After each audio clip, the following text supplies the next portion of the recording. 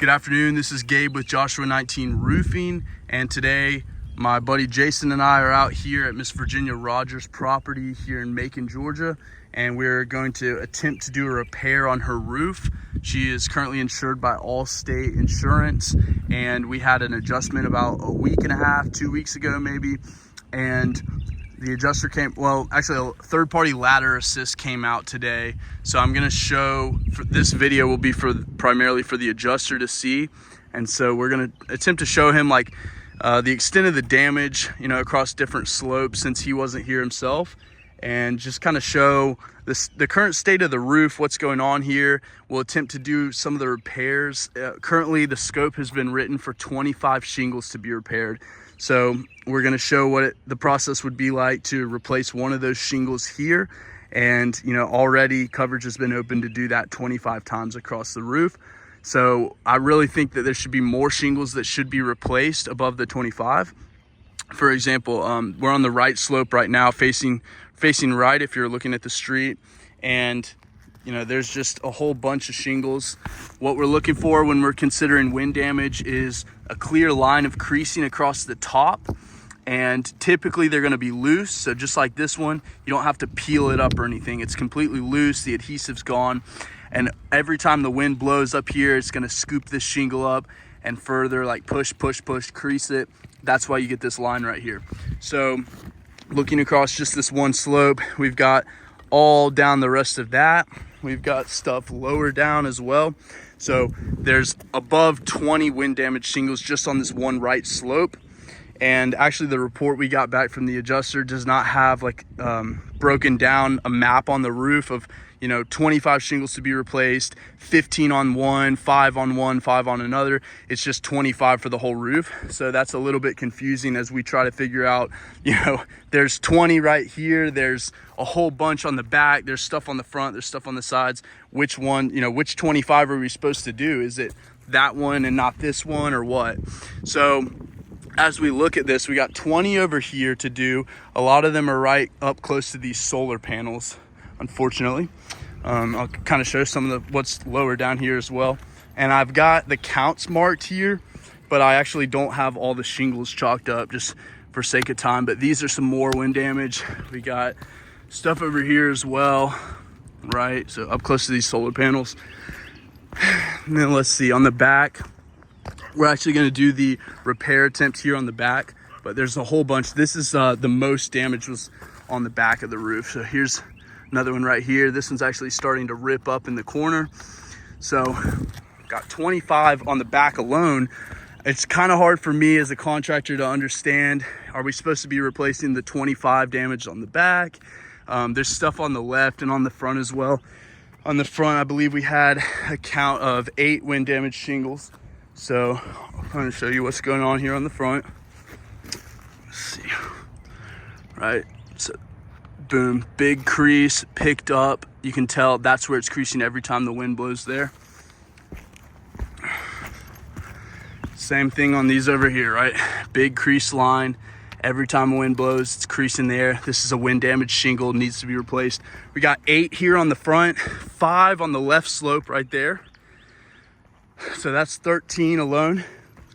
Then we have over 20, but let's just, for the sake of simplicity, call it 20. So that would push that to 33. And then here on the back, we have an additional 25.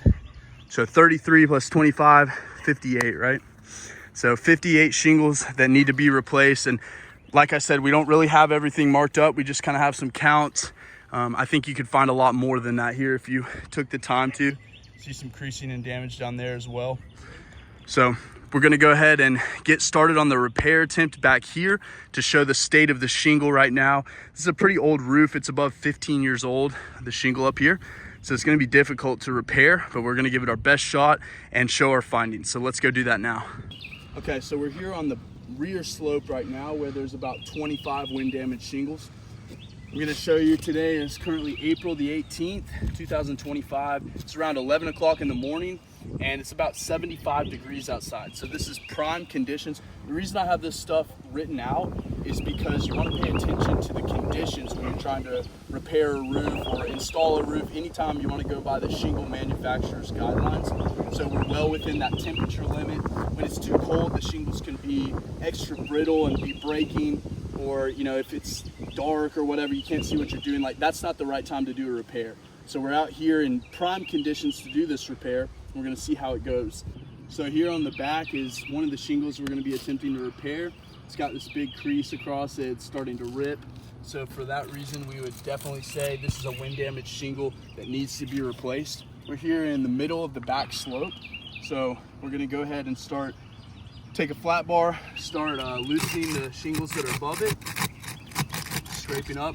Already you can see just the age of this shingle, right? This is like above a 15-year-old 3-tab shingle. So these things are usually designed with a 20-year lifetime warranty, life expectancy, whatever. But the reality of it is any adjuster or contractor who's ever been on a roof knows something that's rated for 15 or 20 years is not really gonna make it that long. If it's rated for 30 years, it's probably gonna make it more like 25 years. So this shingle is at the very end of its lifetime, and it's very brittle because of that. Even in 75-degree weather, where the shingle should be pretty flexible, malleable, because it's asphalt, right? It's just over time has really stiffened up. And so even in trying to get this flat bar under, just going straight, it's starting to rip up, right? So this one, not creased, not damaged. None of these shingles around it are. Below, we've got some big like weathering, some wear and tear, but that's not going to be any wind damage. That wouldn't be insurable. But especially below or above it, right? 1, 2 shingles that we're going to have to remove to get this line out.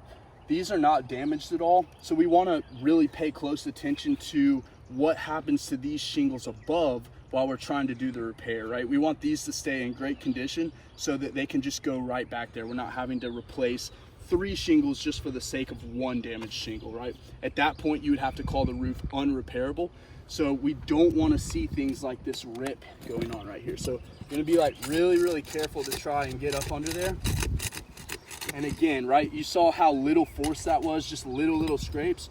Bring the camera over here, Jason, and already, I mean, that was me keeping the bar completely flat, just trying to scrape up under from the corner where it's a little more loose, and we've already got another rip, right? So on this tab alone, we got both sides are ripping up.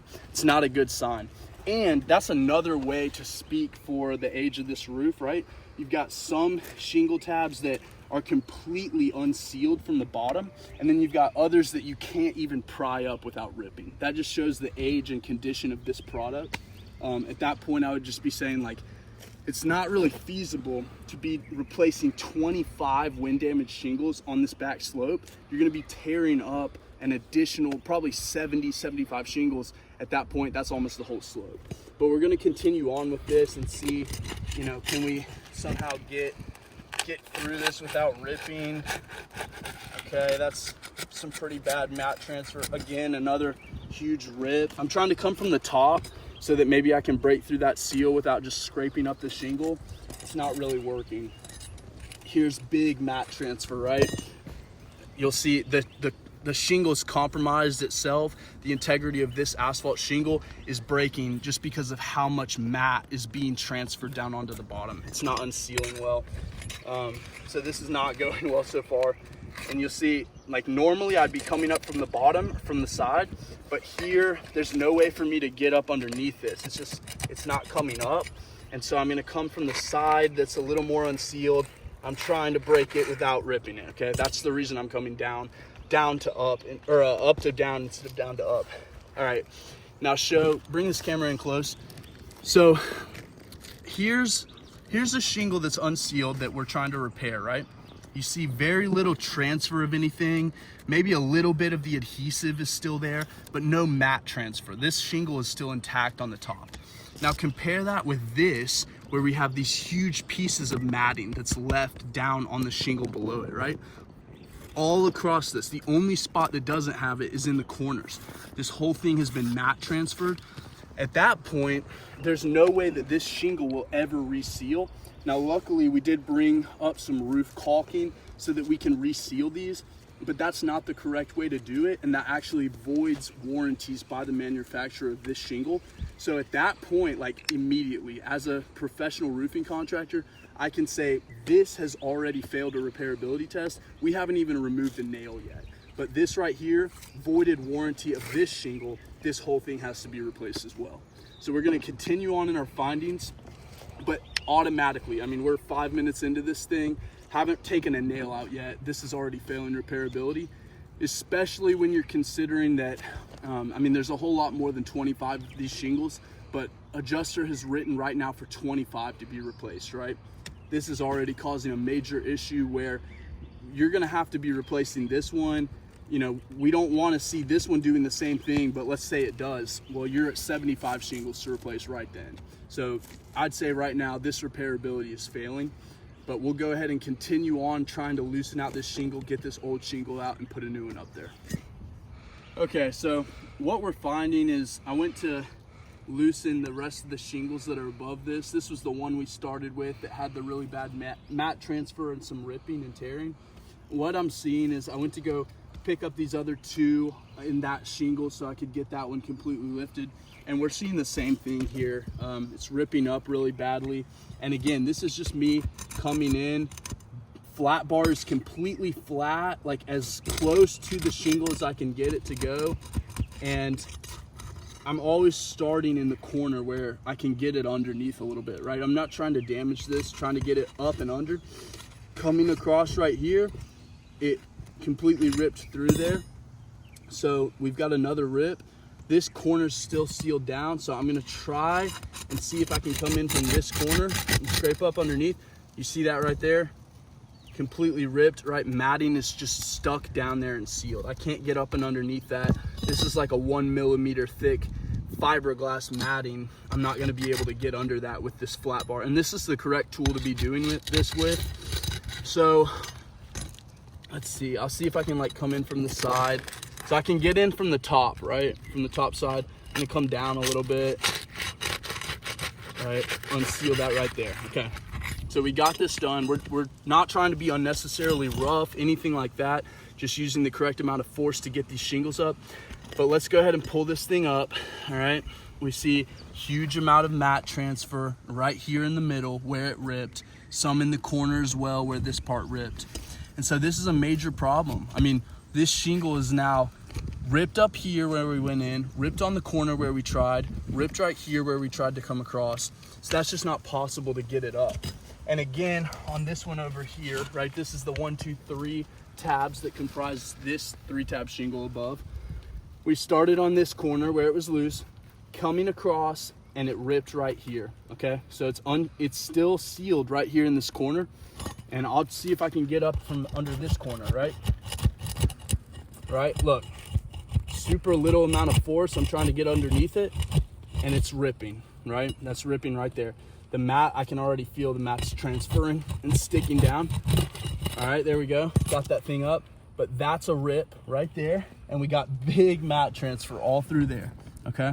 So at this point, right, Joshua 19, professional roofing contractor, we're not trying to tear up anyone's roof. I know for Miss Virginia, she's waiting to figure out what's, you know, the status of her roof. She had that windstorm come through, damaged, a lot of wind up here, lifting shingles, creasing them. But we're out here to make sure her home's staying safe, make sure she's not having any water coming in, anything like that. And so until we know something better to be doing, it's not good for us to continue on and trying to replace this shingle, right? This is the original one that we're trying to replace. This shingle right here that's been creased, lifted due to wind. And now we're looking at almost more damage than what's here on just this one shingle above it.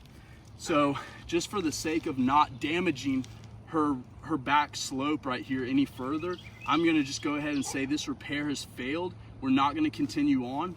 And looking at this count right here, right, 25 shingles that have already been written for replacement. It's not really it's not really feasible to say that we can repair 25 shingles on this back slope, and nor any of the other slopes as well, right? Because we know we got wind damage on all 4 of the directional slopes, some more than others. But if it's anything like this roof is just not repairable. And in this case, we would need to go ahead and replace the entire roof, go back with the correct shingle, and not have any more issues with this. This is just simply too old, too brittle to do a correct repair. So that's our findings here. Today is April 18th. It's about around 11:15 in the morning. Not able to do this repair for Miss Virginia Rogers. So thank you for watching, and we'll wait to see what coverage happens.